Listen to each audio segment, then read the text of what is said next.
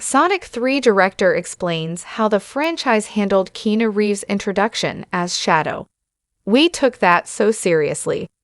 Sonic the Hedgehog 3 sees Team Sonic facing their biggest threat, yet as they go up against the evil Shadow in his quest to destroy the world.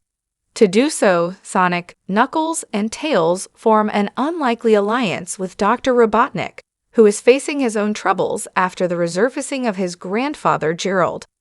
The film stars Ben Schwartz, Jim Carrey, James Marsden, Tika Sumpter, Idris Elba, and new cast addition, Keanu Reeves in the role of Shadow.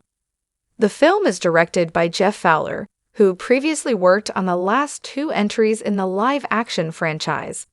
Fowler has a long history with the Sonic IP, even working on CGI for the 2005 Shadow the Hedgehog video game, as well as the recent Knuckles series. The full introduction to Shadow has been highly anticipated by fans, since the antagonist was first introduced during the credits of Sonic 2, with the character set up to be the fiercest danger the heroes have ever faced. Screen Rant interviewed Jeff Fowler to discuss introducing Shadow's backstory in Sonic 3, balancing a new story with video game lore, and what characters could appear in future franchise entries. Shadow was Jeff Fowler's top priority in Sonic 3.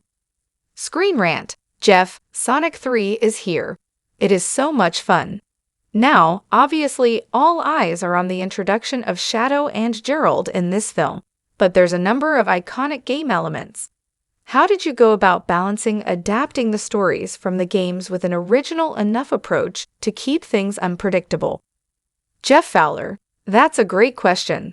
That really is the challenge every time out with these films, because there's so many stories, so many characters that the fans love and have been dying to see on the big screen.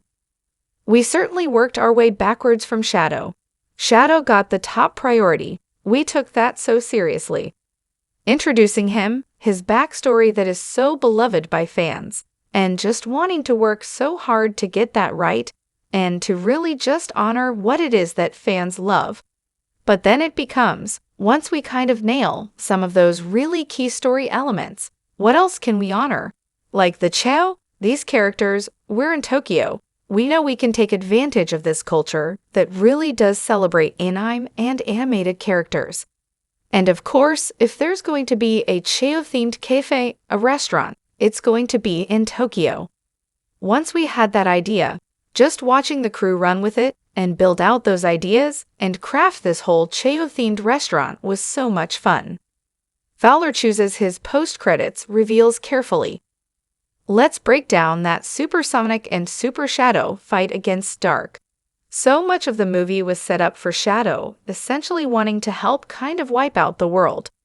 What was it like creating a moment to set up his shift into being an anti-hero? And how much did you take from Adventure's 2 levels for inspiration in how that played out? Jeff Fowler: I mean, we're always looking to the sources for inspiration, and visually, just whatever we can do to excite the fans. Every aspect of Shadow is sort of the backstory, his arcs, his turns. It was something that could be its own movie, so having to fit it inside a Sonic movie, that was the real trick, so obviously, we've really worked hard on the concepting of those ideas. Shadow and Maria's relationship: how do we tell a really powerful emotional story? But it has to fit in a certain box because it's a big movie? There's a lot of characters. We've got a new Robotnik character running around, and we want to explore the family angle from Robotnik's POV. So it's all these great story threads and how to balance and thread them, and it was an exciting challenge. Any Sonic fan knows that there is a post-credit scene, but there's 2 post-credit scenes, so stay in your seat, watch it till the end. You'll get a second post-credit scene. I want to talk about those for a second. How is the future of the franchise looking? And have there been talks of Sonic 4 already in the works or anything like that? Jeff Fowler: There are so many great characters. Sonic's been around for over 30 years. We love working our way down the list, and it's fun to watch the fans online speculate. Everyone's got their favorites. On our side, everyone's got their favorites. It's fun to make the debate and the story ideas. It's a package deal. We would never introduce characters at the end of one of these films that we weren't already excited about where they could take the story, because that's really what determines what characters get chosen. It's like, what would be new? What would be interesting? What would be a fun direction to take our world?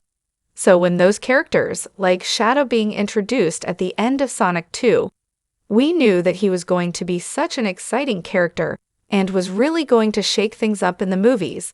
The choice was clear. More about Sonic the Hedgehog 3.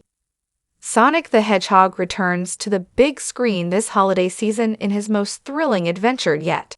Sonic, Knuckles, and Tails reunite against a powerful new adversary, Shadow, a mysterious villain with powers unlike anything they have faced before. With their abilities outmatched in every way, Team Sonic must seek out an unlikely alliance in hopes of stopping Shadow and protecting the planet.